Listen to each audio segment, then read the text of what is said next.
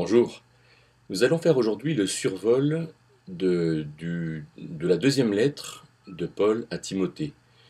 Cette lettre a quelque chose d'unique parce qu'elle est la dernière lettre de Paul, de ces 13 lettres qu'il a écrites, et elle est écrite certainement entre 64 et 67, peut-être la mort de Paul, la date de la mort de Paul, alors que Paul est emprisonné et qu'il est sous Néron et que les choses vont très mal comme l'histoire nous le raconte. Alors, peut-être le verset clé de cette lettre est 2 Timothée 1,6 où Paul dit à Timothée de ranimer le don de grâce ou les gratuités que Dieu donne gratuitement, qui sont en lui, euh, comme si Timothée avait perdu quelque chose et que Paul voit son enfant dans la foi, Timothée, et il lui demande de faire quelque chose pour que se réveille en lui tout ce que Dieu lui donne et qu'il ne s'est pas littéralement approprié. Alors regardons à cet effet euh, 7 choses, 4 plus 3, 7, que Paul va proposer à Timothée pour que les choses aillent bien, et ça peut nous être vraiment à nous euh, quelque chose de simple et de très important de mettre en œuvre ces 7 points. Le premier point, c'est de faire face aux souffrances, avec peut-être un verset clé, au verset 12, quand Paul va dire que Dieu a la puissance de garder ce qu'il lui a confié. Et faire face aux souffrances, c'est quelque chose qui ne nous est pas habituel. On essaye, chaque fois qu'on a mal quelque part, de prendre un anesthésique, de fuir, de compenser, de boire un petit coup, d'aller faire du footing, d'aller au cinéma. Non. Ce que Paul dit, c'est, écoute, les souffrances sont les souffrances de la vie chrétienne, et ça fait partie du plan de Dieu. Il faut quelque part affronter, il faut faire face à toutes ces difficultés, alors fais-le. Mais, deuxième point, il lui dit, il faut que tu aies un modèle des saines paroles que tu as entendues de moi. Donc il faut que tu saches comment est-ce que tu dois, toi, vivre. Il faut que tu aies en quelque sorte un petit catéchisme, quelque chose qui soit un peu la synthèse de tout ce que je t'ai dit. Et Paul lui propose trois choses. Il lui dit d'abord ce que je t'ai dit dans la foi et dans l'amour. On trouve ça au verset 13 et 14. Dans la foi et dans l'amour, c'est-à-dire dans une relation avec Dieu qui est réelle, la foi, et l'amour, une relation avec les autres qui est réelle. Voilà des choses très simples. Après, il va dire, verset 14, par l'Esprit Saint. Comme si ce que je te propose, il faut que tu te l'appropries personnellement et que tu le mettes en œuvre dans une relation intérieure, dans une communion, dans quelque chose qui est absolument certain dans l'esprit. Et puis, au chapitre 3, verset 1, il lui dit fortifie-toi dans la grâce, donc dans ses gratuités. Il faut recevoir, être renouvelé chaque jour dans, dans la vision de ce que nous sommes, de ce que nous avons à faire, dans notre relation avec Dieu et avec les autres.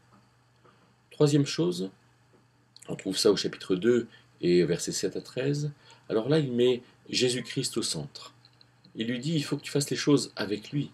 Et il va commencer par lui dire au verset 7 le Seigneur te donnera de l'intelligence, donc que personne ne dise qu'il n'est pas intelligent. Ensuite, il lui dit souviens-toi de Jésus-Christ, ressuscité d'entre les morts, etc. Et puis il parle de deux choses après. Il lui dit pour que nous vivions avec lui. Et après, il lui dit si nous souffrons, nous régnerons avec lui. Donc il y a la vie d'aujourd'hui, qui est une vie difficile, mais une vie avec lui, et il y a la vie du futur, quand Christ régnera, et dans laquelle aboutiront les choses. Voilà ce qui doit donner à Timothée et à nous une force terrible, parce que nous savons que aujourd'hui n'est pas le temps de l'aboutissement, mais que ce règne de Christ dans son royaume, quand il régnera sur Israël et les nations, alors les choses aboutiront pleinement, nous porterons les fruits de ce que nous aurons fait. Quatrième point, il va lui dire au chapitre 2, du verset 14 au verset 26, qu'il faut faire face au conflit. Alors il parle du fait de polémiquer les disputes de mots, de ces discours qui sont vains, profanes, que certains disent que la résurrection n'a pas eu lieu. Il parle des mauvais serviteurs, il parle des convoitises de la jeunesse. Et tout ça, il faut y faire face, et il faut chercher à comprendre comment régler toutes ces choses. Cinquième point, il va parler du siècle, du présent siècle, et de toutes les déviations, les perversions avec l'égoïsme, avec l'avantardisme, la cupidité, l'avarice, la débauche, etc. Et il faut aussi là résister, mais avoir un comportement personnel, ne pas être sous l'influence du siècle. Sixième point, il lui dit, en quelque sorte un peu en conclusion, il lui dit 3 fois, mais toi. Hein, donc il y a le siècle, mais il y a toi, tu es capable de faire autre chose. Et dans ces 3 points, il lui dit, premier point, chapitre 3, verset 9, tu as pleinement compris ma doctrine. Et il y a 9 choses qu'il va montrer et dans lesquelles il faut rester, euh, il faut prendre le temps de bien comprendre. Deuxième point, au chapitre 3, verset 14, il va lui dire, demeure, reste dans les choses que tu as comprises.